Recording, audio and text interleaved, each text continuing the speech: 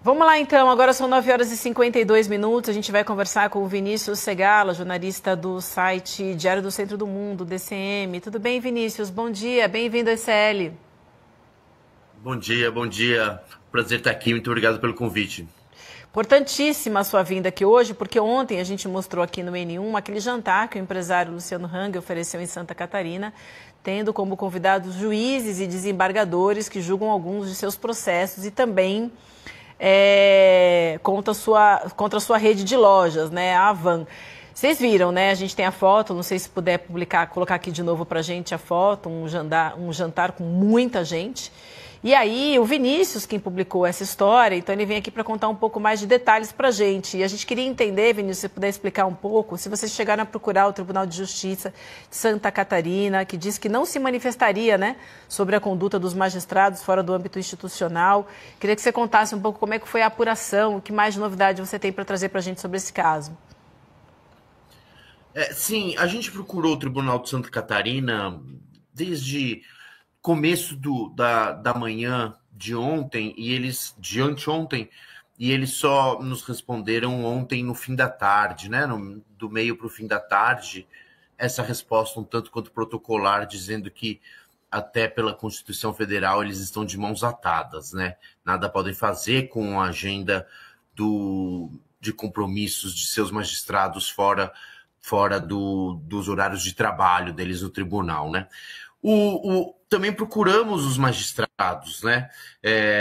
Pouquíssimos se deram ao trabalho de responder, acho que dois responderam também, simplesmente dizendo que não vão se manifestar, que não iriam se manifestar. O episódio aconteceu em Brusque.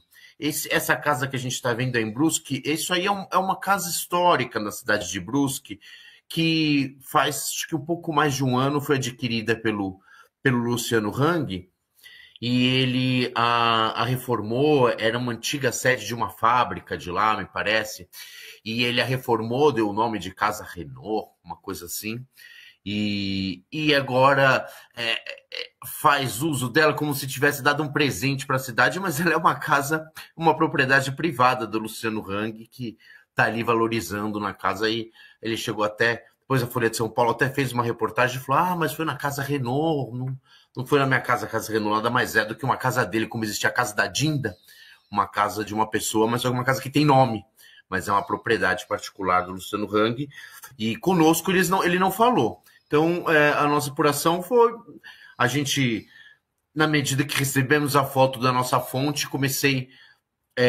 a ver as fotos de todos os desembargadores da Justiça, do Tribunal de Justiça de Santa Catarina, até ir encontrando, identificar. Foi assim que a gente identificou 11 nomes, né, que estavam lá, e passamos a buscá-los para dar o direito deles se manifestarem, mas não expressaram ter esse desejo. Vinícius, parabéns pelo teu trabalho, parabéns para todo o time do DCM, de suma importância isso que vocês trazem à baila nesse momento, porque não é um caso isolado, né, cara? É isso que eu gostaria de te ouvir. Isso é um sintoma de um funcionamento mais amplo, considerando uma república que é organizada por uma espécie de plutocracia mesmo. As pessoas que controlam o grande capital têm uma ingerência muito forte na seara política, no judiciário e, em última análise, os rumos da República são definidos com esse tipo de encontro que você muito bem agora foi capaz de noticiar. Quero te ouvir a respeito disso, do quanto isso não é um caso isolado, né, mas é um sintoma mais amplo de como a própria República funciona em última instância. Uhum. Não, não, de fato não é um caso isolado, muito menos em Santa Catarina, infelizmente. Primeiro, eu vou até adiantar uma coisa aqui que as pessoas devem ver no DCM, o que a gente chama de suíte no jornalismo, né? Hoje devemos publicar mais uma reportagem a respeito do tema.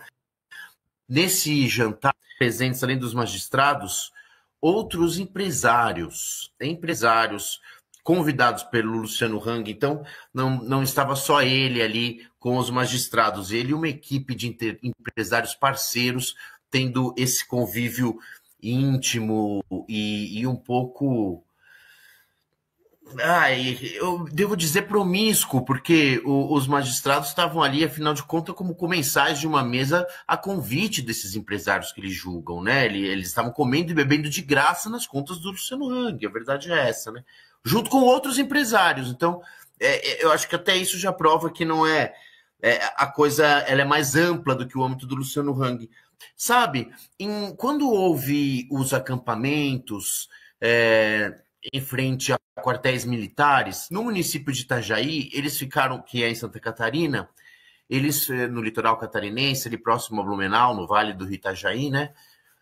Já na sua foz, no litoral, os manifestantes se concentraram ali junto à Marinha, que é o prédio militar que tem em Itajaí, é um prédio da Marinha, e houve um episódio, não sei se vocês se recordam, de uma pessoa que estava com um boné do MST, que foi literalmente sequestrada por esses manifestantes, foi obrigada a gravar um vídeo jogando o boné no chão, pisando no boné, falando... A pessoa ela foi conduzida para um local onde ela foi filmada e foi conduzida no banco de passageiro do seu próprio carro, com um dos manifestantes que pegou o carro dessa pessoa, dirigiu.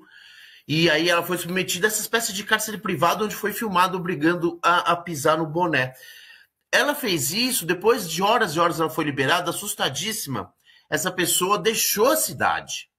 Na verdade, a pessoa acho que ficava no município de Itapema, vizinho a Itajaí. Foi pega na estrada por esses manifestantes. E que também estavam fazendo bloqueio nas estradas. E aí, veja, ela foi pega por essas pessoas... Foi mantida em cárcere privado. Quando ela foi solta, ela morreu de medo, deixou a cidade.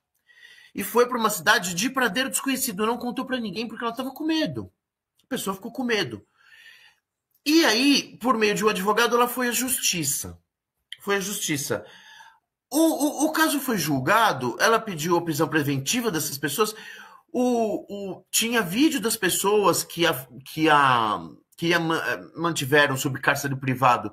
O juiz, e é esse ponto que eu queria chegar para falar do caso isolado, o juiz de Santa Catarina, ele não concedeu a prisão preventiva, dizendo que aquelas pessoas não apresentavam mais risco para a vítima, porque a vítima havia deixado a cidade e estava em paradeiro desconhecido. Então, como aquelas pessoas poderiam ser um risco para ela, já que ela estava em paradeiro desconhecido? Ora, ela só estava em paradeiro desconhecido, tinha deixado seu emprego, porque ela estava com medo dessas pessoas. Se as pessoas fossem presas preventivamente, ela poderia voltar ao seu trabalho. O juiz ignorou isso. Nós, na reportagem do DCM, fomos atrás e descobrimos que o juiz era dono, além de ser juiz, ele era dono de um clube de tiro, e era sócio de uma dessas pessoas que estavam ali e tinham mantido a pessoa em cárcere privado. Então, assim, essa mistura entre empresariado e magistrado é uma coisa que a gente vê sempre no Brasil. Infelizmente não é um caso isolado. Arrisco a dizer até que não é só um caso da direita. Infelizmente, às vezes a gente vê também coisas parecidas acontecer em qualquer parte do espectro político, sabe? É uma promiscuidade que existe no Brasil que a gente tem que sempre denunciar quando a gente se vê diante dela, na minha opinião. Né? Sim. Vinícius, querido, quero agradecer a sua participação. Obrigada por dividir o seu tempo aqui conosco e convidar a nossa audiência para acompanhar a sua reportagem lá no DCM. Obrigada, até uma nova oportunidade. Boa quinta-feira para você. Obrigado, Vinícius. Obrigado, valeu, um abração. Um abraço, Vinícius, obrigado.